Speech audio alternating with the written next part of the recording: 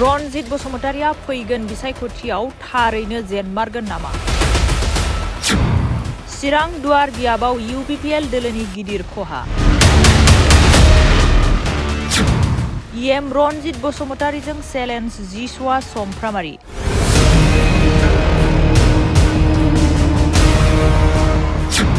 हाग्रामाजों challenge लाया जासे आंजोंनो चेलेन्ज लाथों रनजित बसुमतारिया। चेलेन्जआव जेनोब्ला आं दोलो नागारना गामियाव मावनानै जागोन आरो रनजित बसुमतारिया जेनोब्ला EM बिबानखौ नागारनांगोन जिसुआ समफ्रामारि। फेरेंगा सारा जुदि चेलेन्ज लाबायब्ला बा सोरबा हाग्रामा सारजों जुदि चेलेन्ज लादोंब्ला गतिके हाग्रामा सारखौ जोङो मालाय मान फिल्डआव ओंखारहोनो हाग्रामा सार ओंखारनाय माने जायगायानो गोदौजोबखानाय गतिके बेनि थाखायनो हाग्रामा सार चेलेन्ज लायैनि बादै आं जिसुआ समफ्रामारिजों लानायानो साबसिन आंनो ओंखारगोन आरो बेयावहाय जुदि फेरेंगा सारा जुदि जेनोब्ला फेरेंगा सारा गावगा जि एग्रिमेन्ट खालामो बे एग्रिमेन्ट बादि खामानिखौ मावब्लानो जाबाय मानो होननानै बुङोब्ला फेरेंगा साराथ' दा सासे EM फरेस्ट EM जानानै दङ बिथाङा बे बिबाननिफ्राय नागारथों आरो बेजों लोगोसे आं जि दिनै सासे गोख्रों BPFनि सासे सेन्ट्रेलनि दैदेनगिरि जानानै अर्गानाइज सेक्रेटारि जानानैहाय दिनै आङो BPFनि माखासे मावनांगौ जि खामानि बे खामानिनिफ्राय आङो दलद थानानै आं न'आव थागोन।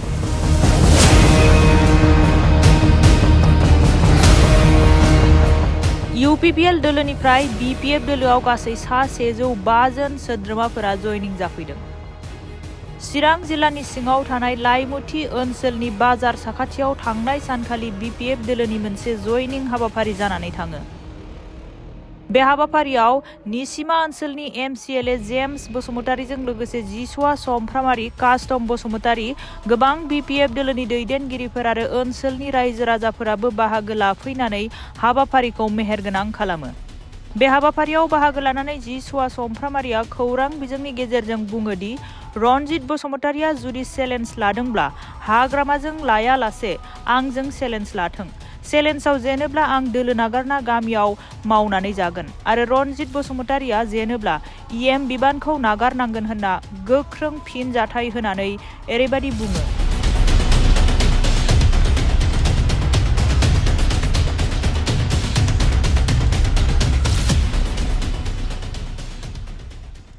नंगौ दिनै आङो लाइमुथि प्राइमारि बे प्राइमारियाव फैनानैहाय सुइद समस्थिनि बेवहाय फैनानै आङो जोबोद मोनसे स्ट्रं भाबखौ आं दिनै नुनो मोन्दों मानो होननानै बुङोब्ला दिनै गासैबो जायगायाव दिनै जयनिं जागासिनो दङ बा प्रग्राम लागासिनो दङ जयनिंनि दिनै दासो सोलिबाय थानाय जि सरखार बे सरखारखौ नागारनानै दिनै BPF दोलोआव मानि थाखाय फैदों बेबो मोनसे बिराद गिदिर कुइसन दिनै जि कुइसनखौ जोङो सोङोब्ला सोरबा लिडाराबो होनो हानाय नङा दा गतिके जाय बिथांमोना दिनै फैबाय जयनिंआव बिथांमोननि थाखाय जोबोद जोबोद साबायखर आरो बेफोरबायदि जयनिं जानाया जोंहा गोबां जायगायावनो दिनै जागासिनो दङ आरो जाफ्लायबाय थागोन आरो गोबां बे हादान एरियाखौ लानानैहाय दानि गोदान सोलिबाय थानाय सरखार UPPL सरखार बिथांमोना गोबां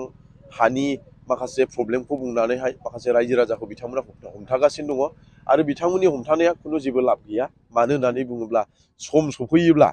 बे लाइमुथि एरिया बिसिबां माने हादान एरिया बे हादान एरियानि मानसिफोरखौ जों सोस्लाबनोसो हानाय नङा होननानै जों सानो जि निउसखौ आं दिनै फैनानै आं खोनाफैदों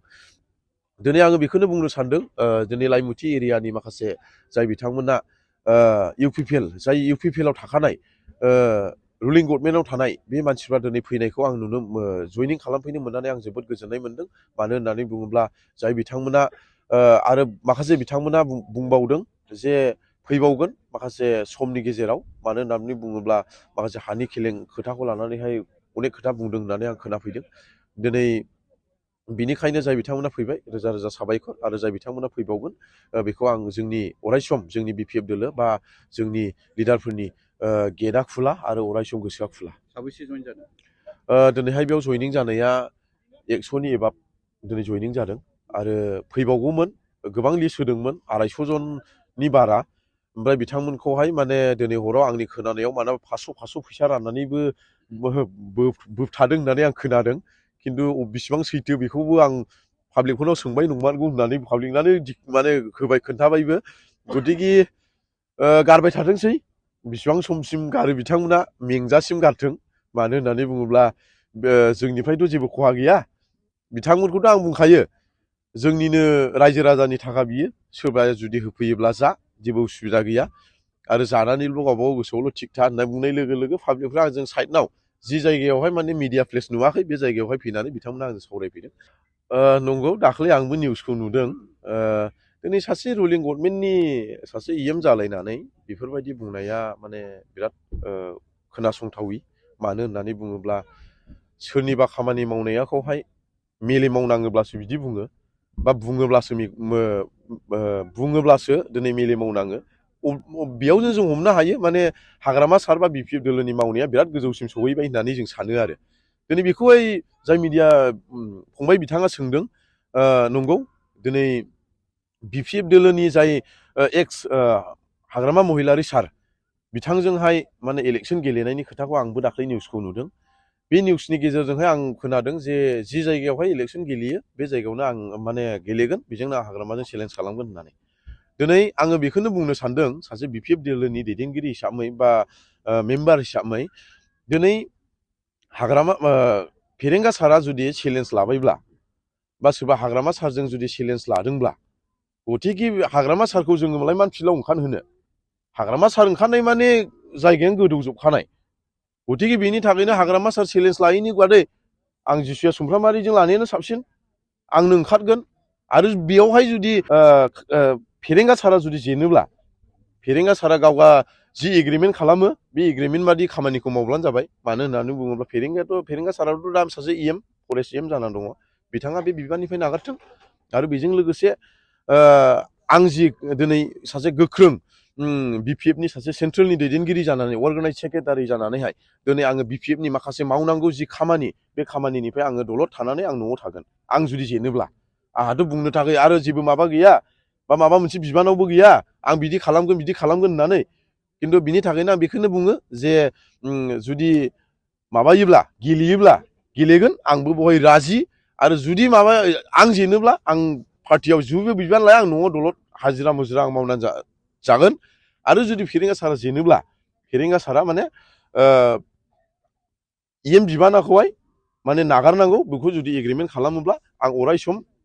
राजि आरो बबे समस्थियाव गेलेयो सारानो सिलेक्ट खालामथों बेखौ आं बुंबाय आरो। BPF दोलोनिफ्राय नोंथाङा टिकेट मोननानै जुदि